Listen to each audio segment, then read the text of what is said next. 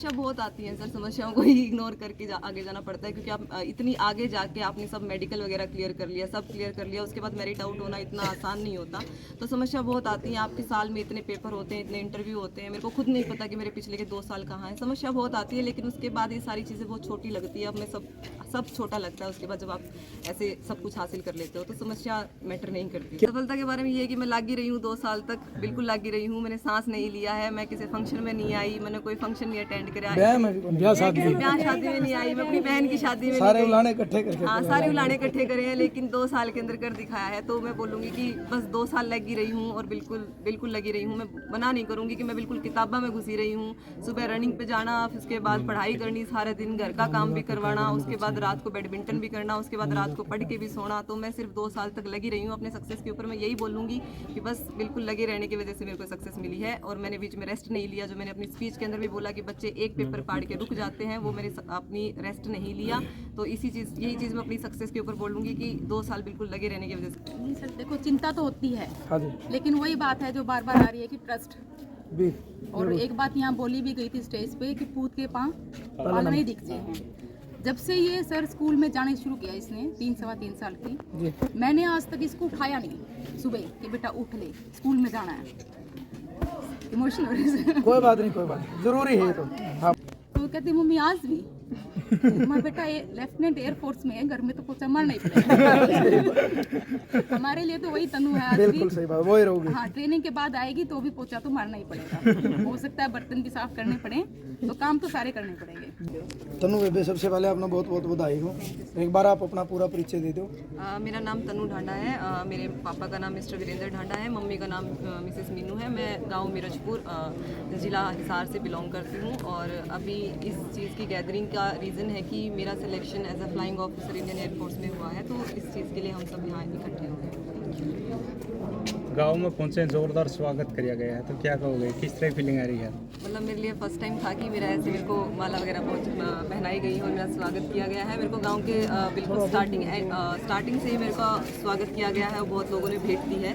मैं बड़ी ही खुश हूँ कि इतने लोग इकट्ठे हुए हैं। मुझे ऐसे एक्सपेक्टेड नहीं था कि इतने लोग इकट्ठे होंगे। तो मैं सबसे पहले ही मैंने अपनी स्पीच के अंदर भी पूरे गाँव का एज अ थैंक यू बोला, क्योंकि बहुत ही अनएक्सपेक्टेड चीज़ थी इतने लोगों का इकट्ठा होना। तो मैं बहुत ही थैंक यू बोलूँगी इस चीज़ के लिए, और बहुत ही ग्रैंड वेलकम मेरे गाँव ने मेरा किया। आपको किस समय पता चला कि आप ऑफिसर बन गए हैं, और वो पल कैसे रहे आपके जब आपका रिजल्ट आया? मतलब इसकी मैं जैसे इस फील्ड के अंदर 2 साल से ही बिल्कुल लगी हुई हूँ, तो मेरी लिस्टें वगैरह आती रहती हैं। तो बहुत दिन से ये लिस्ट मेरी बहुत लेट थी। ये लिस्ट मेरी 2 मई को एक्सपेक्टेड थी, बट ये आई 29 मई को। तो बहुत ही ज़्यादा वेट था मेरे लिए, हम बहुत दिन से इस लिस्ट का ही वेट कर रहे थे। तो ये लिस्ट जब आई तो मैंने किसी को नहीं बताया सबसे पहले, क्योंकि जहाँ मेरा सिलेक्शन हुआ उस लिस्ट में 2 तन्नू का नाम है। तो उस लिस्ट से मेरे को पहले ही था कि मेरे को सबसे पहले अपना रोल नंबर चेक करना है। तो मैंने अपने एक दोस्त को बोला था मेरे को फ़ोन करने के लिए, जैसे ही लिस्ट आएगी तो उसके फ़ोन आते ही उसने मेरे को बोला कि तेरी AR रैंक 5 आ गई है। उसके बाद मैंने सबसे पहले जाके अपना रोल नंबर मैच किया, क्योंकि उस लिस्ट के अंदर 2 तनु थी। उसके बाद से मेरा पूरे हाथ पैर काँप रहे थे। मैं सीधा नीचे उतरी, मैंने अपनी मम्मी किचन में काम कर रही थी, मैंने सिर्फ मम्मी चिल्लाया और वो समझ गई कि मेरा सिलेक्शन हो गया। तो मैंने अपने घर वालों को मुँह से भी नहीं बोलना पड़ा कि मम्मी मेरा सिलेक्शन हो गया। तो मैंने अपने मम्मी पापा को भी ऐसे। रैंक कौन सा आपका इंडिया के अंदर? ऑल इंडिया रैंक मेरा 5 है। परीक्षा कौन सी पास किया आपने? परीक्षा मैंने एफकेट क्लियर किया है। आफ्टर ग्रेजुएशन आपका एग्जाम होता है, एफकेट एयरफोर्स के लिए होता है और CDS आपका आर्मी के लिए होता है। मैंने दोनों क्लियर किए हैं, बट इसमें सिलेक्शन मेरा एयरफोर्स में हुआ है। एफकेट आपको देना पड़ता है ग्रेजुएशन के बाद। उसके बाद आपका AFS भी होता है, जिसके लिए आपको अलग अलग बोर्ड्स मिलते हैं। आपका इंटरव्यू चलता है, आपकी साइकोलॉजी चलती है, आपका GTO चलता है, जिसमें आपके फिजिकल टेस्ट होते हैं। उसके बाद आपका 4-5 दिन तक मेडिकल चलता है, जिसमें आपकी ऑल ओवर सारी टेस्टिंग होती है। आपकी हार्ट, आपका लीवर, आपका स्टमक, आपकी सब चीज़ें चेक होती हैं, आपकी हार्ट बीट। उसके बाद आपकी लिस्ट लगती है, क्योंकि हमारी डिफेंस फोर्सेस के अंदर लड़कियां कम हैं, तो लड़कियों की सीटें कम हैं, तो लड़कियां मोस्टली मेरिट आउट होती हैं। तो लड़कियों के लिए 4th स्टेप सबसे ज़्यादा इंपॉर्टेंट होता है, क्योंकि उसके अंदर लड़कियां मेरिट आउट सबसे ज़्यादा होती हैं। तो उसके बाद आपकी मेरिट लगती है। मेरिट में अभी मेरा रैंक अच्छा है तो मेरा सिलेक्शन हुआ है, तो उसके बाद आपकी मेरिट सबसे ज़्यादा इंपॉर्टेंट। कब सोचा आपका कौन सा किसी अटेम्प्ट को देख के मतलब ये टारगेट था, या पहले से ही आपका मन था कि इस फील्ड में जाना है? पहले तो मेरी फैमिली में दूर दूर तक कोई डिफेंस फोर्सेस में है नहीं, तो मेरे को स्टार्ट करना था अपनी फैमिली में, इसके लिए मेरा मन हुआ। उसके बाद जब हम जींद में शिफ्ट हुए थे तो जिनके किराए पे हम रहते थे वो सर हमारे उसमें फौज में ही थे, तो उनकी स्टोरीज से, उनकी बातों ने मेरे को इंस्पायर किया। उसके बाद एनडीए में मैं नहीं कर पाई क्योंकि जब मैंने 12th पास आउट किया तो एनडीए में मैथ्स रिक्वायर्ड था, मेरे पास बायोलॉजी थी। तो उसके बाद मैंने मिलिट्री नर्सिंग सर्विसेज से 12th के बाद स्टार्ट करना शुरू कर दिया था उसके अंदर। फिर ग्रेजुएशन के बाद मैंने इन चीज़ों की तैयारी करी और 2023 में अपनी ग्रेजुएशन कंप्लीट करने के बाद से मैंने इस फील्ड के अंदर अपनी प्रिपरेशन स्टार्ट की। कौन सा अटेम्प्ट था तनु आपका ये? मेरा ये अगर मैं आपको इंटरव्यूज़ में बोलूँ तो ये मेरा 3rd अटैम्प्ट था, और अगर मैं अपनी मेरिट में बोलूँ तो मेरा 2nd अटैम्प्ट था। एक बार मैं आर्मी की मेरिट से मेरिट आउट हो चुकी, मेरा रैंक उस टाइम 92 था, बट अटैम्प्ट मेरा ये एज ए इंटरव्यू 3rd था और एग्ज़ाम में 4th अटैम्प्ट मेरा था। तैयारी किस तरह रही आपकी? सेल्फ स्टडी रही है या कोचिंग रही है? कोचिंग मैंने दिल्ली से ली भी है, बट मोस्टली मेरी सेल्फ स्टडी रही है। मैंने ऑनलाइन कोचिंग ली है, ऑनलाइन कोचिंग लेके तैयारी वगैरह करी है, फिर घर पे रह के पढ़ाई करी है। पिछले 1 साल से मैं घर पे ही हूँ और मैंने घर पे रह के पढ़ाई करी है, सारी तैयारी खुद से करी है। इंटरव्यू के लिए भी मैंने कोचिंग ली है, बट कोचिंग आप लेते हो ये जानने के लिए, क्योंकि ये बहुत 5 दिन का प्रोसेस होता है, तो आप ये जानने के लिए कि उस प्रोसेस के अंदर क्या क्या होता है, कैसे कैसे आपको प्रिपेयर करना है, उसके लिए आप उस कोचिंग के अंदर जाते हो। तो मई 2024 में मैंने कोचिंग लिया था बालनोई एकेडमी से दिल्ली से। वहाँ से मैंने एक ही बार कोचिंग लेके फिर सारे अपने इंटरव्यूज़ के अंदर अपनी परफॉर्मेंस, अपने पीछे की कमियाँ देख के उनको सुधार के फिर ऐसे प्रिपेयर किया, अपने दोस्तों के साथ मिलके, मेंटर्स के साथ मिलके, और खुद से ही ऐसे अपनी कमियों को देख के प्रिपेयर किया। अभी आपने ज्वाइन कर लिया या ज्वाइन करना है? अभी मेरी ज्वाइनिंग 1 जुलाई से हो जाएगी। ज्वाइनिंग लेटर के बाद मुझे पता चलेगा कि मेरे को किस डेट को जाना है। इस मंथ के एंड में मैं चली जाऊंगी। 1 जुलाई से मेरी ट्रेनिंग स्टार्ट है। पोस्टिंग का पता लग गया कहाँ? पोस्टिंग आपकी 1 साल आपकी ट्रेनिंग चलेगी, जब आपकी पासिंग आउट परेड हो जाएगी, आप कमीशन हो जाओगे, उसके बाद वो आपको पोस्टिंग देते हैं अलग अलग। तनु स्कूल की बात करें तो स्कूल की पढ़ाई आपने कहाँ से किया? गाँव से किया, शहर से किया? मैंने अपनी स्टार्टिंग नर्सरी से लेकर 8th क्लास तक मैंने विद्या विहार स्कूल राजपुरा बैंड में अपनी पढ़ाई करी है। उसके बाद 9th 10th मैंने इंडस मिर्चपुर में करी है और 11th 12th मैंने इंडस पब्लिक स्कूल जींद में किया है। उसके बाद मैंने अपनी ग्रेजुएशन दिल्ली यूनिवर्सिटी से करी है, रामजस कॉलेज से। अच्छा तनु, इस मुकाम तक पहुंचने में आपको कोई किसी प्रकार की समस्या आई हो? समस्या बहुत आती है सर, समस्याओं को ही इग्नोर करके आगे जाना पड़ता है, क्योंकि आप इतनी आगे जाके आपने सब मेडिकल वगैरह क्लियर कर लिया, सब क्लियर कर लिया, उसके बाद मेरिट आउट होना इतना आसान नहीं होता।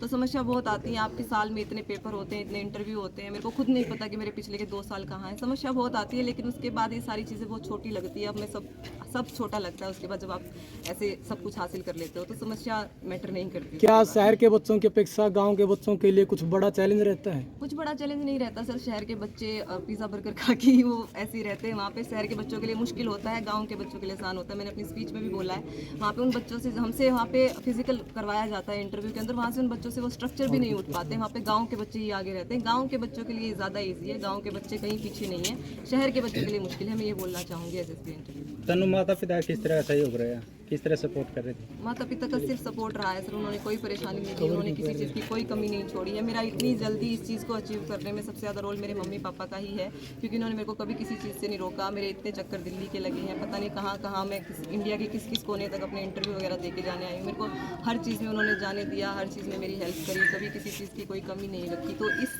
इतनी छोटी सी उम्र में इतनी ऊपर जाने में मेरे सबसे ज़्यादा रोल मेरे मम्मी पापा के सपोर्ट का ही है। ये सपना आपका था या मम्मी पापा का था? मम्मी, मैंने बोला 1.5 साल तक मेरे मम्मी पापा को पता भी नहीं था मैं किस चीज़ की तैयारी कर रही हूँ, बट उन्होंने मेरे को कभी किसी चीज़ से रोका नहीं है। उन्होंने बोला जो चीज़ तेरे को करनी है तो कर। उन्होंने कभी ऐसे ये नहीं दिखाया कि बेटा लड़कियाँ फौज में नहीं जाती है, फिर ये कुछ और। उन्होंने मेरे को हमेशा सपोर्ट किया और मेरे को जो करना है वो करने के लिए मेरे को बोला। तनु, गांव देहात देश प्रदेश के लोग देखने लग रहे हैं, भाई बहन देखने लगे, क्या संदेश देना चाहोगे? ये संदेश तो हरियाणा में दे दो, आप बोलो हरियाणा है जरूरी है। जो छोटे बहन भाई पढ़ने लगे उनको जो हरियाणवी बोली है कहना चाहोगे? उसमें बोल उसका तो संदेश तो ये कवे देने में अगणी है, दूर आ गया तेरा तो नहीं, मैंने अपने इंटरव्यू में भी कही है और मैं हर जगह कहूँगी कि अपने गांव के बच्चे कहीं कम नहीं है, सबसे ज़्यादा आगे हमारे गांव के बच्चे हैं। मेरे से हरियाणवी बोली नहीं जा रही, पता नहीं क्यों।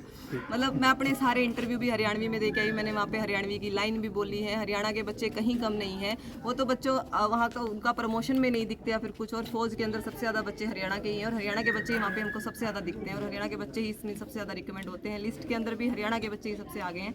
तो हरियाणा के सभी बच्चों से बोलना चाहूँगी कि गाँव में सोच के कि तुम गाँव में रहने लग रहे हो या फिर गाँव में हो, तो इस चीज़ को सोच के पीछे मत हटा करो। इस गाँव के बच्चे ही गाँव के बच्चे ही वहाँ पे सबसे आगे हैं। तो मैं बोलना चाहूँगी कि गाँव समझ के और कि हम गाँव देहात के हैं, शहर के बच्चों को आगे, हम शहर के बच्चों को आड़े भी नहीं आगे आने देते। एसएसबी में बोलना चाहूँगी तो ये सोच के कि शहर के बच्चों से गाँव के बच्चे कुछ पीछे हैं, उनको रुकना नहीं चाहिए और बस कर सकते हैं ये और कर सकते हैं। तो 2 लाइन तनु हरियाणवी में जरूर बोलो के बाद। क्या बोलूँ बताओ? कुछ भी जो आपने अच्छा लगे। मतलब सक्सेस के बारे में बोल दे, कुछ सफलता के बारे में। सफलता के बारे में ये है कि मैं लागी रही हूँ 2 साल तक, बिल्कुल लागी रही हूँ। मैंने सांस नहीं लिया है, मैं किसी फंक्शन में नहीं आई, मैंने कोई फंक्शन नहीं अटेंड करा, ब्याह में भी कोई नहीं। ब्याह शादी किसी ब्याह शादी में नहीं आई, मैं अपनी बहन की शादी में सारे नहीं गई। उलाने इकट्ठे करके हाँ, सारे उलाने इकट्ठे करे हैं, लेकिन 2 साल के अंदर कर दिखाया है। तो मैं बोलूँगी कि बस 2 साल लगी रही हूँ और बिल्कुल बिल्कुल लगी रही हूँ। मैं मना नहीं करूँगी कि मैं बिल्कुल किताबा में घुसी रही हूँ। सुबह रनिंग पे जाना, फिर उसके बाद पढ़ाई करनी, सारे दिन घर का काम भी करवाना, उसके बाद रात को बैडमिंटन भी करना, उसके बाद रात को पढ़ के भी सोना। तो मैं सिर्फ 2 साल तक लगी रही हूँ अपने सक्सेस के ऊपर। मैं यही बोलूँगी कि बस बिल्कुल लगे रहने की वजह से मेरे को सक्सेस मिली है। और मैंने बीच में रेस्ट नहीं लिया, जो मैंने अपनी स्पीच के अंदर भी बोला कि बच्चे एक पेपर पाड़ के रुक जाते हैं, वो मैंने अपनी रेस्ट नहीं लिया। तो यही चीज़ मैं अपनी सक्सेस के ऊपर बोलूँगी कि 2 साल बिल्कुल लगे रहने की वजह से मेरे को सक्सेस। माँ का अपना स्पेशल धन्यवाद करें। कौन सी खास चीज थी? सर खास चीज़ क्योंकि बाबू भी बराबर हो ना लड़ाई करवाओगे। लड़ाई नहीं होगी। लड़ाई नहीं होगी सर। बाबू मेरे साथ सुबह रनिंग पे जाता था, आने के बाद मेरी माँ मेरे को खिलाती थी, तो दोनों का रोल सेम है, अपना अपना रोल दोनों ने निभाया है। बाबू मेरे को रनिंग पे लेके गया है, बाबू मेरे को बैडमिंटन खेलने लेके गया है, वापस लेके आया है 2 टाइम। तो दोनों का अपना अपना रोल है सर। माँ ने घी दही खिलाई है मेरे को, इतनी उस चीज़ का रोल है कि वहाँ पे फिजिकल में और मेडिकल में हमने पढ़ा है सर पहली बारी में ही। तो दोनों का रोल है सर, अपना अपना रोल है। तो ऐसे लड़ाई मत करवाओ सर। लड़ाई को नहीं है तो काम कौन किया। एक सवाल और, आपने कहा कि मतलब भाई 2 साल तैयारी करी, माँ बाप ने ना तो नहीं पूछा क्या की तैयारी चल रही है, ना आपने बताया। तो ये जो एक ट्रस्ट का सिस्टम था, यू किस तरीके का बनया? क्योंकि देखो पीछे भी लागण लग रहे थे, घर तो दूर भी थे आप, तो बहुत तकड़ा विश्वास था ये। हाँ जी सर, स्टार्टिंग से ही है सर इस चीज़ का रोल। स्टार्टिंग से ही मैंने अपनी पढ़ाई के अंदर या फिर अपने स्कूल के अंदर ही, जैसे मेरे सर ने बोला, तो उस परफॉर्मेंस का बहुत फ़र्क पड़ता है कि स्टार्टिंग से ही बच्चे ने जिस चीज़ में हाथ लगाया, वो चीज़ करी है, उस चीज़ में अच्छा करा है, तो उस चीज़ का बड़ा रोल रहता है ट्रस्ट के ऊपर ही। मैं मेरिट आउट भी हुई सर, इतने इंटरव्यू देने गई, इंटरव्यू में भी इतना कभी कभी पेपर नहीं निकला। उस चीज़ के ऊपर भी घर वाले हमेशा कहते थे कि बेटा तू कर लेगी। तो उस ट्रस्ट का बड़ा फैक्टर रहता है, क्योंकि स्टार्टिंग से ही सर मैंने करके दिखाया, जिस चीज़ को हाथ लगाया। तो घर वालों के ट्रस्ट का ही सर सबसे बड़ा रोल है कि उन्होंने मेरे को इस चीज़ से रोका नहीं कि बेटा तेरे से हो नहीं रहा या बेटा तेरे से होगा नहीं। मेरे को कभी नहीं बोला, मेरे को हमेशा ये बोला बेटा तू कर लेगी, बेटा तू कर लेगी। इस चीज़ का सर मैं सबसे बड़ा रोल। और लास्ट में फिर वाला ही रह गया कि बाबू बिलम ने करके दिखा दिया है। बाबू कर दिया। बहुत बहुत बधाई हो जी। सबसे पहले तो आपने आवाज़ को नहीं आई जी। थैंक यू जी। आवाज़ तो इतनी है।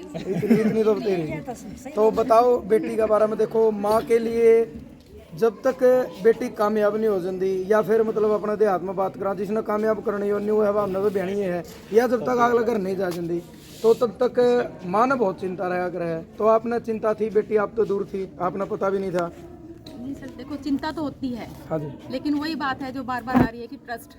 भी और एक बात यहाँ बोली भी गई थी स्टेज पे कि पूत के पाल नहीं दिखते हैं। जब से ये सर स्कूल में जाने शुरू किया इसने 3-3.25 साल की, जी। मैंने आज तक इसको उठाया नहीं सुबह कि बेटा उठ ले, स्कूल में जाना है। इमोशनल हो रही है। कोई बात नहीं, कोई बात नहीं, जरूरी है तो। हाँ ना कभी ये कहने की जरूरत पड़ी बेटा किताब उठा ले, कभी जरूरत नहीं पड़ी। 5th-6th तक तो मैंने इसकी हेल्प की पढ़ाई में, इसकी स्टडीज में। मेरे को पीटा बहुत। और उसके बाद नहीं जरूरत पड़ी सर। 6th के बाद मैंने इसको कभी नहीं देखा, क्योंकि उस लेवल नहीं था मेरा इतना। 5th-6th तक ही पढ़ा सकती थी, वहाँ तक बेस मैंने इसको तैयार कर दिया इसका। 6ठी क्लास में इसकी उम्र 10 साल रही होगी।